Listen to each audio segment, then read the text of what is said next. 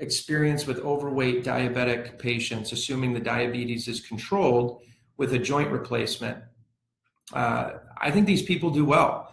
There are a lot of cutoffs that are being implemented both at the hospital level now and the systems level.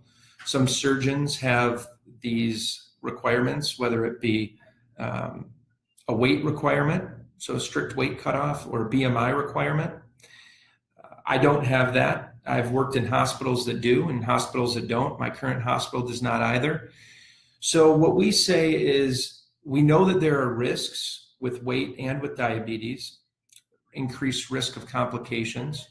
We try to control for those risk factors in advance. So sitting down and having a realistic conversation with the patient about weight loss.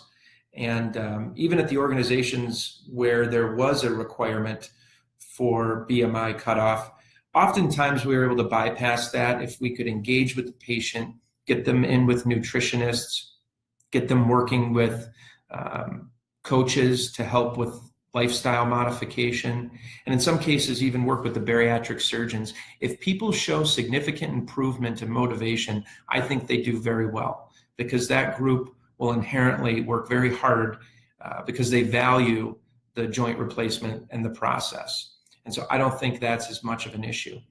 If you're talking about uncontrolled diabetes, I think that's a different discussion that needs to be had, and they really need to work on optimizing themselves with their internal medicine doctor or endocrinologist preoperatively.